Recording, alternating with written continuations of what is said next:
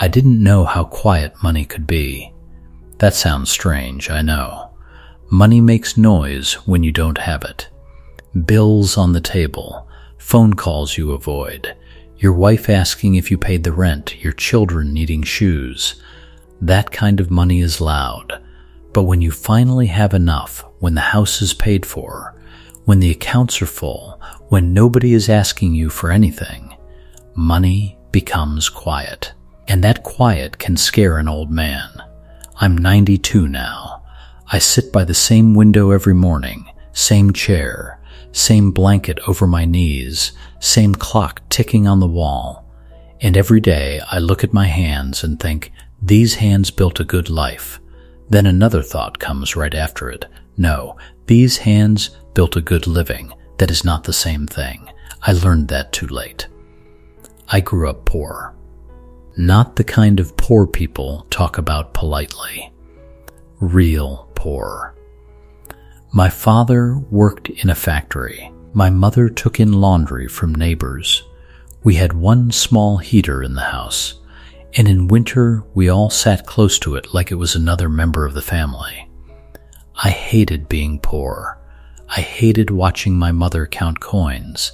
I hated seeing my father come home with dust on his clothes and silence in his face. So when I became a young man, I made myself a promise. I would never live like that. My family would never live like that. I would earn enough money that nobody in my house would ever feel afraid. That promise sounded noble. Maybe part of it was. But a promise can become a prison if you never stop to check who is locked inside. I married Rose when I was 26. She had brown hair then, always pinned back loosely, like she had done it while walking. She laughed easily. That was the first thing I loved about her. Even when life was hard, she could find one little thing to smile about. Our first apartment was small. The bedroom window faced a brick wall. The sink dripped no matter how tight I turned it. At night, we could hear the man downstairs coughing through the floor, but Rose would sit beside me on the old couch and rest her head on my shoulder. She would say, "We'll be all right, Henry." And for a while, I believed that all right was enough. Then our son Paul was born. 2 years later, our daughter Grace, and something changed in me. I looked at those children and felt love, yes, but also fear. What if I failed them? What if they grew up embarrassed like I did? What if they saw their mother counting coins? So I worked. I worked at the warehouse first. Then I drove delivery trucks. Then I started selling equipment to small businesses. I was good at it.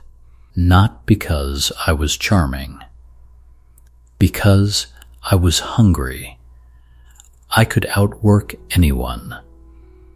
I showed up early, stayed late, answered calls at dinner, drove through storms, skipped birthdays if a client needed me.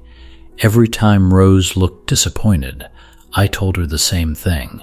I'm doing this for us. She would nod. But as the years passed, her nods got smaller. There was one evening I remember clearly. Paul was maybe 8. He had built a little wooden car for a school project. Rose told me he waited by the front door. He kept saying, "Dad's going to love this." But I came home after 10. There was a contract I was trying to close, a big one. When I walked in, the house was dark. The wooden car was sitting on the dining table, small wheels, crooked paint, my son's name written underneath. I picked it up, smiled, and thought, I'll tell him tomorrow. Tomorrow morning, I left before he woke up. That was the kind of father I became. A tomorrow father. I'll listen tomorrow. I'll play tomorrow. I'll be there tomorrow. But children don't live in tomorrow. They wait today, and when today disappoints them enough times, they stop waiting. By my 40s, I was making real money. We moved into a better house, then a bigger one. Rose got the kitchen she wanted. The kids got separate rooms. I bought Paul a bicycle, Grace a piano, Rose a pearl necklace. Every gift felt like proof. See, I care. See, I'm providing. See, all the hours away mean something. But a gift cannot hug a child. A piano cannot listen to a daughter talk about her bad day. A necklace cannot sit across from your wife and ask why her eyes look tired. I didn't understand that then. I thought love was something you could prove with receipts. One Saturday, Grace had a school concert. She wore a blue dress. Rose had laid my suit on the bed that morning. She said, "Please don't be late." I said, "I won't." And I meant it. That is what hurts. I really meant it. But a client called. Then another call came. Then a meeting ran long. By the time I arrived, people were walking to their cars. Rose stood near the entrance holding Grace's coat. Grace saw me. She didn't cry. She didn't complain. She just looked down at her shoes. I said, "I'm sorry, sweetheart." She said, "It's okay."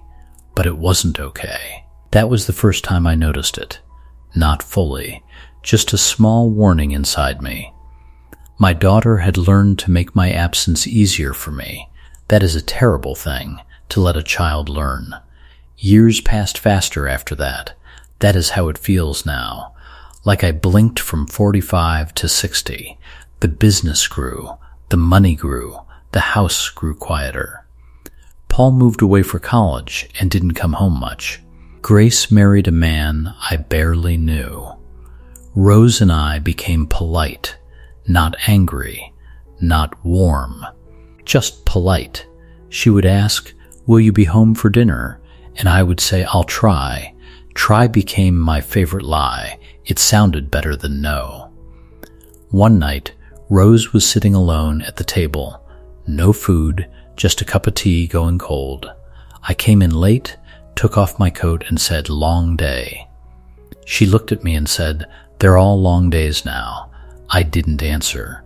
Then she said something I still hear. "Henry, one day you'll have all the money you wanted and no one left to spend your time with." I got angry.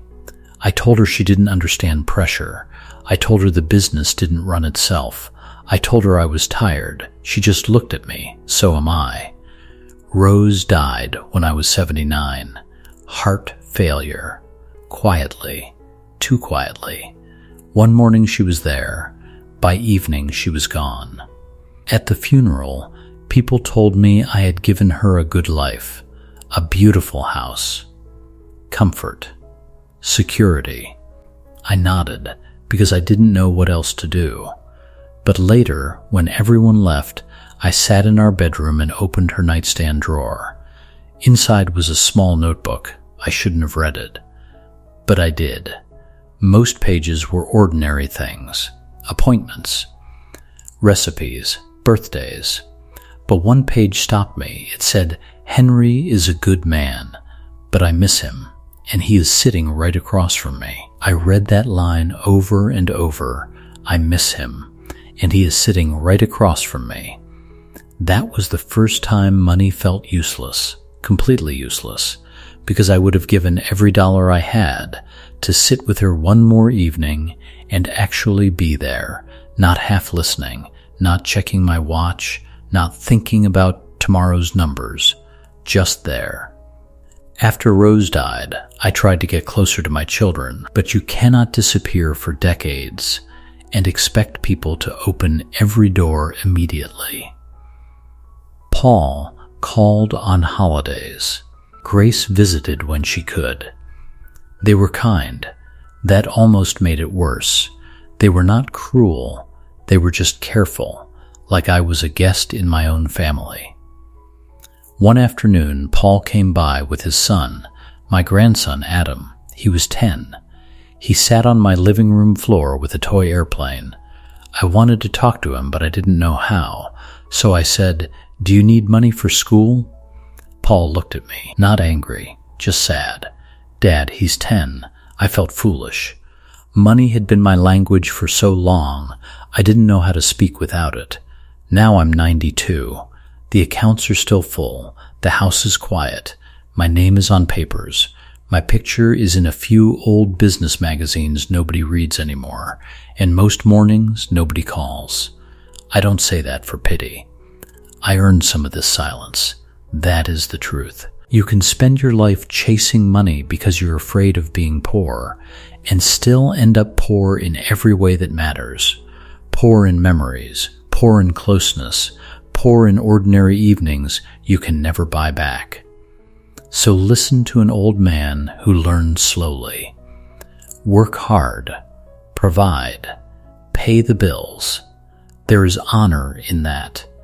But do not trade your whole life for money. Do not give your best voice to clients and your tired silence to the people at home.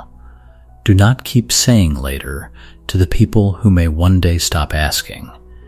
Because money can buy comfort, it can buy choices, it can buy a warm room and a good doctor and a soft chair by the window, but it cannot buy the sound of your wife laughing beside you. It cannot buy your son waiting at the door again. It cannot buy your daughter looking for you in the crowd. It cannot buy back one ordinary Tuesday night when everyone was still alive and all they wanted was you. I'm 92. I traded too many days for dollars, and now I have the dollars, but I would give them all back for one more day.